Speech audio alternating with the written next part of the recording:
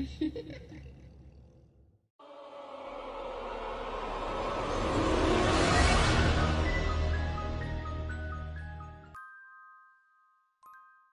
ne sais même pas si quelqu'un va entendre ce message un jour, mais je m'essaye quand même. Bonsoir, je m'appelle Sonny. Peut-être que vous avez déjà entendu ma voix. Je suis opérateur du 911. Oui, c'est moi qui vous sauve la vie, qui reste avec vous pour vous rassurer, comme une mère qui vous tiendrait la main dans la plus grande des difficultés. Même si vous ne me voyez jamais, je suis souvent la voix que vous entendrez le plus avant que les secours n'arrivent. La voix rassurante qui vous met toujours à l'aise. Enfin, c'est ce que j'essaye. Et c'est ce que j'aimerais avoir tout de suite. Je vous raconte ça car il y a 4 jours, j'avais pris mon service comme tous les autres jours. La soirée avait commencé simplement, 2-3 appels par-ci par-là. Rien de bien méchant. Mais j'ai reçu le plus perturbant et le plus troublant appel de toute ma carrière. Par chance, notre service conserve tous les appels téléphoniques. Pas pendant très longtemps, mais j'ai réussi à avoir l'enregistrement du mien. Je vous fais écouter et je vous laisse en juger de par vous-même. 911, quelle est votre urgence? Oui, bonjour. Comment vous expliquer? Ça va sembler un peu étrange, mais il y a un homme qui titube en rond dans ma cour. Pouvez-vous répéter ça, monsieur? Il a l'air malade ou perdu, ou complètement bourré, ou je sais pas, quelque chose, mais il est pas normal. Je viens juste de me réveiller pour prendre un verre d'eau et j'ai entendu des pas dans la neige. Alors j'ai jeté un coup d'œil par ma fenêtre et c'est là que je l'ai vu. Je suis en train de le regarder maintenant. Il est à environ 10 mètres de ma fenêtre. Mais il y a quelque chose qui va pas avec lui. Quelle est votre adresse, monsieur? 1617 Quarry Lane, à Pinet-la-Passe. Je vais envoyer une escouade chez vous, mais c'est un bon bout de chemin. Êtes-vous seul à votre maison, monsieur? Oui, je suis seul. Pouvez-vous confirmer que toutes vos portes et fenêtres sont fermées? Restez en ligne avec moi. Je suis déjà sûr que la porte d'entrée est verrouillée, mais je vais aller vérifier ma porte de derrière très rapidement. Et le plus rapidement possible. Par ailleurs, j'apprécie beaucoup votre aide. Je sais que c'est un peu étrange, mais j'espère vraiment... Monsieur? Vous êtes toujours là? Il est toujours dans le jardin, mais... Mais qu'est-ce qu'il fait? Putain, il est à l'envers. Monsieur, restez avec moi. Qu'est-ce qui se passe? Il me fixe, mais il tient sur ses mains maintenant. Il est parfaitement immobile. Il me regarde. Il fait le poirier. Il me sourit, il bouge pas. C'est bizarre, putain.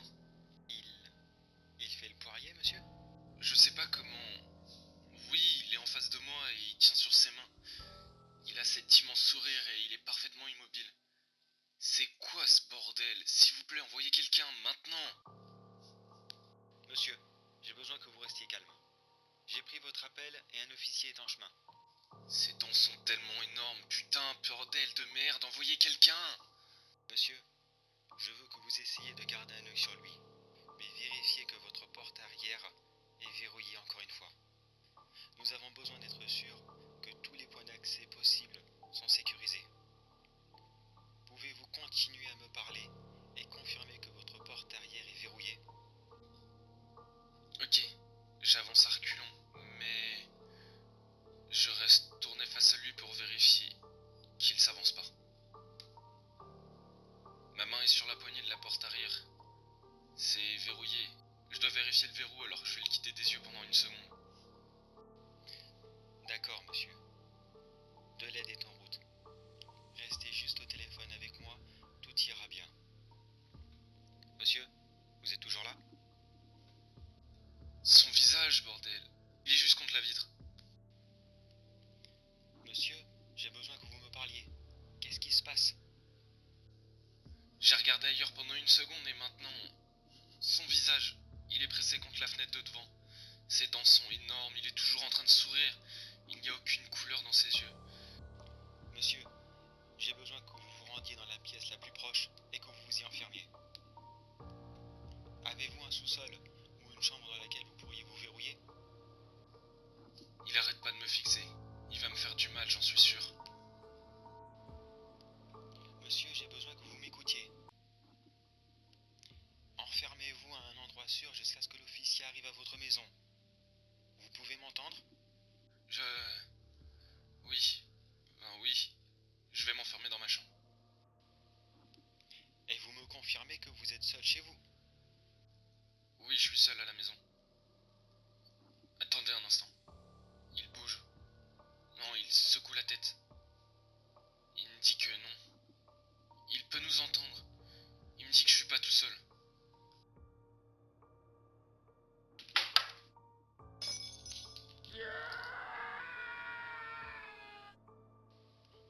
Monsieur, vous êtes toujours là? J'ai entendu un bruit fort et des hurlements. Est-ce que tout va bien? Monsieur? Vous êtes le prochain, Monsieur Sony.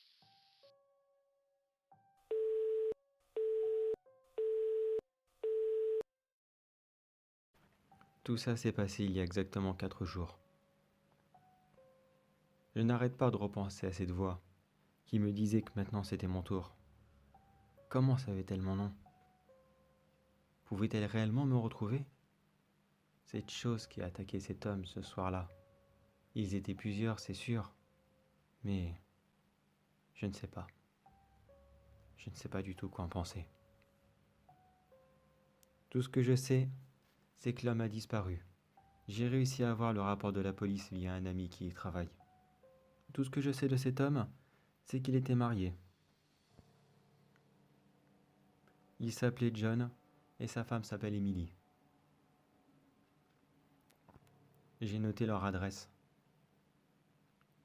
Dès que j'aurai le temps, j'irai la voir moi-même. Je veux savoir ce qui s'est passé, ou au moins lui expliquer.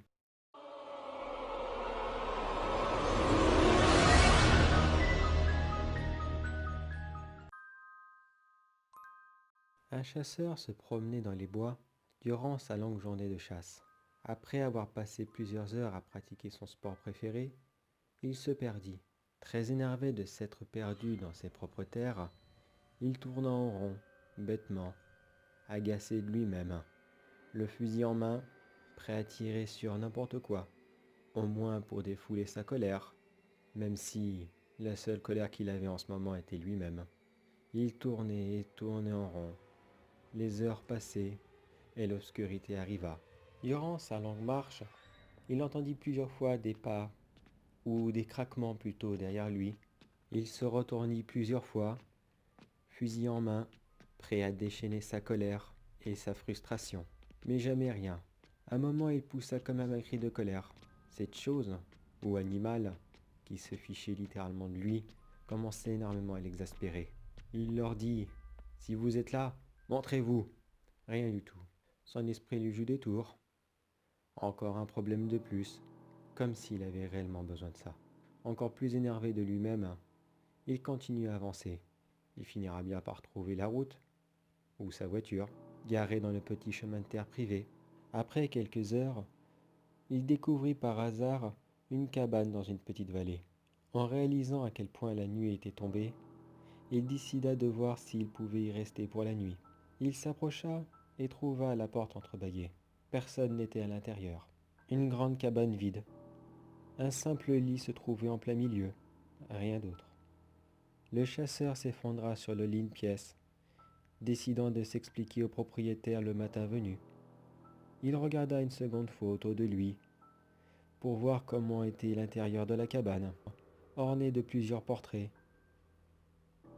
tous peints avec d'incroyables détails. Il ne put s'empêcher de baisser les yeux en voyant leurs traits tordus et leurs regards emplis de haine et de malice. Il se sentait de plus en plus mal à l'aise dans ce lit. En faisant un effort surhumain afin d'ignorer les nombreux visages haïssables, il se tourna pour faire face au mur. Épuisé, il tomba de fatigue dans un sommeil agité. Le matin suivant, le chasseur se réveilla. Il détourna les yeux, ébloui par une clarté inattendue. Il découvrit avec horreur que la cabane n'avait aucun portrait, seulement plein de fenêtres.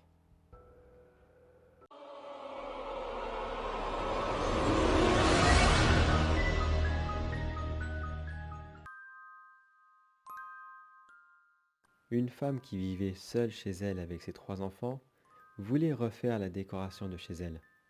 Elle trouvait qu'il manquait un peu de verdure. Il lui fallut un moment pour prendre sa décision. Elle n'avait pas la main verte, mais elle ne voulait pas quelque chose de simple. Elle voulait quelque chose de plus original que le banal rosier, d'un petit peu plus exotique que le simple yucca, et moins encombrant qu'une grosse pousse de bambou qui chercherait à se multiplier des milliers de fois. Elle regarda sur les sites des magasins aux alentours, mais rien de bien spécial. Elle décida quand même un jour de s'y rendre par elle-même. Elle et ses 3 enfants fit le tour du magasin, se promenant dans les allées de plantes, et finalement choisirent une plante assez originale, une plante exotique, dont le nom était si compliqué que je ne le mentionnerai même pas.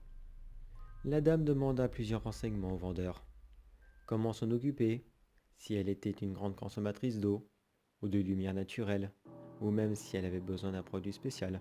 Le vendeur la rassura rapidement. Certes, elle était très belle, elle était très originale, mais rien de bien exceptionnel. L'arroser simplement une fois par jour suffira, lui dit-il. En rentrant chez elle, elle suivit les conseils du vendeur. Elle l'installa près d'une fenêtre pour qu'elle puisse profiter le plus possible de la lumière naturelle et la laissa se mettre à l'aise dans son nouvel espace. Elle voulut l'arroser le lendemain. Une 50aine de centilitres d'eau lui suffit amplement, lui avait dit le vendeur la veille. Elle arrosa la plante et aussitôt celle-ci se mit à se secouer. Surprise, la dame regarda partout sur la plante s'il y avait un quelconque mécanisme, quelque chose, un petit boîtier. Après tout, peut-être qu'elle avait acheté une plante artificielle. Ne trouvant rien, elle se rassura, mais resta quand même intriguée. Une plante qui danse, pourquoi pas? Elle n'y porta pas plus attention et elle retourna à ses activités journalières. Le lendemain, elle arrosa de nouveau sa plante. Et comme la veille, celle-ci se mit à se secouer. Encore surprise de cette réaction, elle regarda quand même une deuxième fois. Est-ce qu'il y avait quelque chose? Un quelconque système? Certes, elle avait regardé la veille, mais cette plante se secouait si frénétiquement, et bien à tomber au moment qu'elle l'arrose. Elle chercha plusieurs infos sur Internet, mais elle ne trouva rien. Cette plante n'avait rien de spécial, à part le fait qu'elle était très jolie et très chère. La semaine se passa exactement de la même façon. Tous les jours, elle arrosa la plante, et tous les jours, celle-ci se secoua. Mais au bout d'un moment, sa curiosité était trop grande. Même si c'est une belle plante, cela restait un comportement trop bizarre pour elle. Elle décida de rappeler le magasin et leur décrivait la situation. À chaque fois qu'elle arrosait la plante, à chaque fois celle-ci se secouait. Le vendeur l'écouta attentivement, puis marqua un silence. Quand il comprit ce qui se passait, il lui dit d'une voix autoritaire : « Madame, prenez vos enfants et sortez de chez vous. Je vous envoie quelqu'un. Faites-le tout de suite. » La dame ne comprenait pas trop ce qu'il se passait, mais avec la voix du vendeur, elle s'exécuta. Elle attrapa ses 3 enfants et attenda à l'extérieur de la maison. Les employés du magasin arrivèrent une demi-heure plus tard. Ils entrèrent dans la maison, attrapa la plante et la sortit dehors. L'un d'entre eux prit la plante à 2 mains, tandis que l'autre mit une grande épuisette en dessous. Celui qui tenait la plante attrapa son pot et tira un grand coup sec pour la dépoter. Et la femme découvrit avec horreur, à la place de terreau et de racines, s'y trouvait un énorme nid de mygales. Ces arachnoïdes devaient déjà être installés dans les racines quand les cultivateurs l'avaient prélevé dans la nature. C'étaient eux qui faisaient trembler la plante quand la dame l'arrosa tous les matins. L'un des vendeurs rassura la dame, lui disant que normalement, aucune d'entre elles n'était sortie du nid. Elle n'aime pas trop la température ambiante de notre pays. Mais voyant toutes les énormes araignées sortir du pot, tentant de s'échapper, la dame s'imagina immédiatement sa maison remplie de ces bestioles. Qu'est-ce qui pouvait garantir que oui, toutes les bestioles étaient encore dans le pot et qu'il n'y en avait aucune dans la maison? Malheureusement, elle n'a pas le choix. Étant toute seule, elle doit retourner chez elle, avec ses 3 enfants. Et tous les jours, elle devra vivre avec l'idée en tête qu'il y aura peut-être une petite bête qui sera là, mise sagement, dans le coin de la pièce.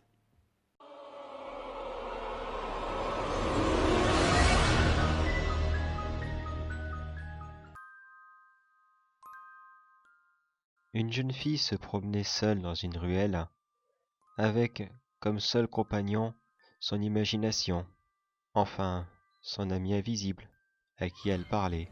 Mais pendant ce temps, un homme derrière elle la regardait tranquillement marcher dans la ruelle. Cet homme mystérieux ne ratait pas une seule miette du spectacle.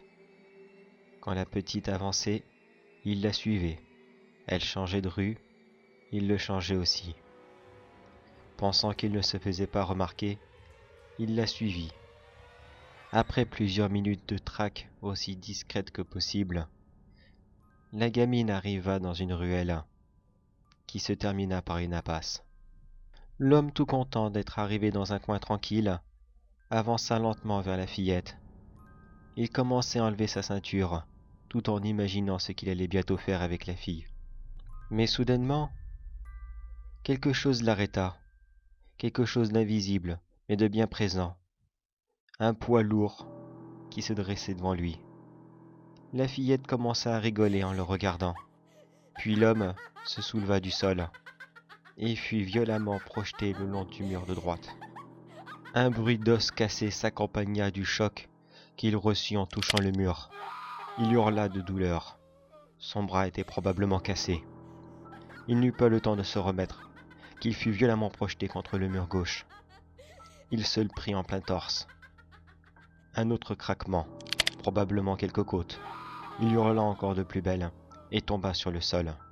Il leva les yeux vers la gamine pour constater qu'elle était toujours dans son euphorie et que derrière elle se tenait à présent une énorme silhouette démoniaque de plus de 2 mètres de haut. La silhouette elle aussi se mit à rire. Avant qu'il eût le temps de faire quoi que ce soit, il fut à nouveau soulevé du sol et ses jambes commencèrent à pivoter dans des angles inhumains. 2 gros bruits sourds se faisaient entendre. Elles étaient probablement déboîtées. L'homme hurlait de douleur et il comprit qu'aujourd'hui, celui qui souffrirait, ça serait lui, et qu'il allait payer pour tout le mal qu'il allait causer dans la plus longue et la plus douloureuse mort qu'il n'aurait pu jamais imaginer.